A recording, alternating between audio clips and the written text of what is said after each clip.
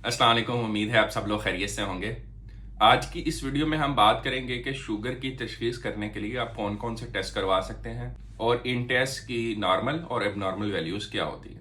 Sugar की तशखीस करने के लिए नॉर्मली हम 4 तरह के टेस्ट करवा सकते हैं। पहले नंबर पे अगर बात करें तो आ जाता है ओरल ग्लूकोज टॉलरेंस टेस्ट। इसको ग्लूकोज टॉलरेंस टेस्ट भी कहा जाता है। इसमें क्या किया जाता है कि मरीज को कहा जाता है कि आपने रात को खाना खाने के बाद कुछ भी ना खाना है ना पीना है। कम से कम आपको 8 घंटे की फास्टिंग चाहिए, यानी 8 घंटे तक आप खाली पेट हो। उसके बाद आप लेबोरेटरी में जाते हैं। लेबोरेटरी वाले सबसे पहले आपकी वेन में से एक सैंपल ले लेते हैं, जिसको हम खाली पेट या मुंह नहार खून का एक सैंपल कहते हैं, जिससे आपकी फास्टिंग ब्लड शुगर चेक की जाएगी। उसके बाद आपको 75 ग्राम के करीब एक शुगर का सिरप पिलाया जाता है। इस सिरप पिलाने के 2 घंटे के बाद फिर आपका रैंडम ब्लड शुगर का टेस्ट किया जाता है। 2 घंटे के बाद जो हम शुगर चेक करते हैं उसमें अगर तो वैल्यू 140 मिलीग्राम पर डेसीलीटर से कम आती है तो हम कहेंगे कि इस मरीज को शुगर नहीं है। लेकिन अगर ये वैल्यू 140 से लेके 199 तक आती है तो हम कहेंगे कि ये पेशेंट प्री डायबिटिक है, यानी इसमें काफी ज्यादा चांसेस हैं कि इसको डायबिटीज हो सकती है। ऐसे मरीज को एडवाइस किया जाता है कि वो 1 से 2 साल के बाद ये टेस्ट अपना बार बार रिपीट करवाता रहे। लेकिन अगर ये वैल्यू 200 मिलीग्राम पर डेसीलीटर से ज्यादा आती है तो हम कहेंगे कि इस मरीज को डायबिटीज या शुगर है। दूसरे नंबर पे फिर आ जाता है HbA1c या A1c टेस्ट। ये बेसिकली बताता है कि हमारे जो रेड ब्लड सेल्स है, यानी खून के सुर्ख खलिए हैं, उनका कितना परसेंट शुगर के साथ अटैच है। हम जो शुगर खाते हैं उसका कुछ परसेंटेज हिस्सा हमारे जो रेड ब्लड सेल्स या सुर्ख खलिए हैं उनके साथ जाके अटैच हो जाता है। तो ये टेस्ट हमें बता देता है कि पिछले 3 माह के अंदर एवरेज कितने परसेंट जो हमारे रेड ब्लड सेल्स हैं उनके साथ शुगर अटैच हुई है।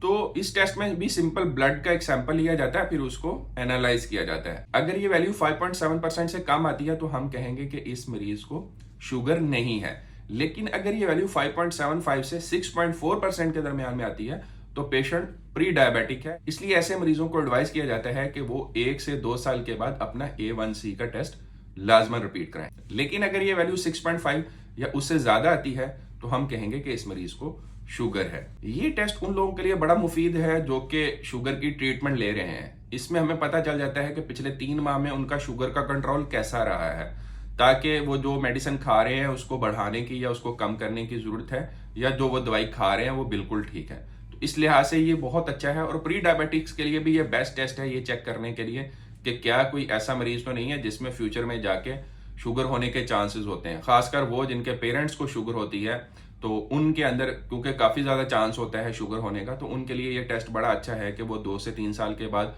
अपना शुगर का टेस्ट यही A1c करवा लें, तो उससे उन्हें पता चलता रहेगा कि क्या उनकी शुगर बढ़ तो नहीं रही। तीसरे नंबर पे आ जाता है random blood sugar. Random blood sugar में आप किसी भी टाइम खाना खाने के बाद क्लिनिक में जाते हैं तो डॉक्टर आपको एडवाइस कर देता है कि जी इसकी रैंडम ब्लड शुगर चेक करें। उसमें क्या होता है कि उंगली के ऊपर हल्का सा प्रिक किया जाता है और एक ग्लूकोमीटर छोटी सी डिवाइस होती है जिसके जरिए से फिर आपका ब्लड शुगर का टेस्ट कर लिया जाता है। आप खाना खाने के बाद किसी भी टाइम जाएं और आपने ये टेस्ट किया है और आपकी अगर शुगर की जो वैल्यू है वो 200 मिलीग्राम पर डेसीलीटर से ज्यादा आती है तो हम कहेंगे कि मोस्ट लाइकली इस मरीज को शुगर है। चौथे और आखिरी नंबर पे आ जाता है फास्टिंग ब्लड शुगर।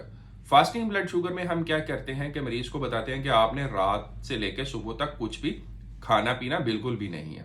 तो मरीज तकरीबन 8 घंटे तक कुछ भी खाएगा नहीं और कुछ भी पिएगा नहीं। उसके बाद डॉक्टर के क्लिनिक में आता है और इसमें भी टेस्ट करने का तरीकाकार वही है जो रैंडम ब्लड शुगर में किया जाता है, लेकिन इसमें नॉर्मल वैल्यूज थोड़ी डिफरेंट होती हैं। अगर तो ब्लड शुगर का लेवल 99 या उससे कम आता है तो हम कहेंगे कि इस मरीज को शुगर नहीं है।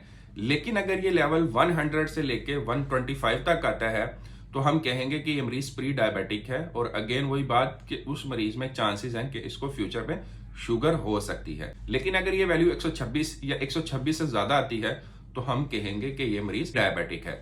लेकिन एक बात हमेशा याद रखें कि आपने कभी भी सिर्फ एक टेस्ट पे रिलाई नहीं करना, क्योंकि शुगर के लिए आपको लाइफ लॉन्ग दवाई की जरूरत होती है, लाइफस्टाइल मॉडिफिकेशन की जरूरत होती है। तो आपने हमेशा जब भी आपने कोई एक टेस्ट करवाया, अगर फास्टिंग ब्लड शुगर करवाया, रैंडम ब्लड शुगर करवाया, A1c करवाया, तो उसको आपने रिपीट जरूर करना है।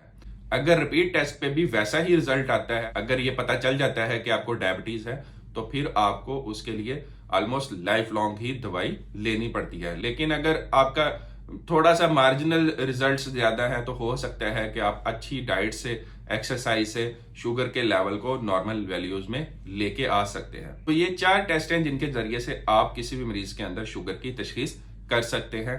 आपको जो भी फिजिबल लगता है, अगर आपको शुगर की अलामात आती हैं जैसे कि मैंने पहले वीडियोस में बताया है, तो आप इन चारों में से कोई भी टेस्ट करवा के ये तशखीस कर सकते हैं कि खुदा न खास्ता आपको शुगर तो नहीं है। अल्लाह आपको, आपके घर वालों को और तमाम अहल-ओ-याल को अपने हिफ्ज़-ओ-अमान में रखे। वीडियोस को देखने का, चैनल को सब्सक्राइब करने का आपका बहुत शुक्रिया। अल्लाह हाफिज।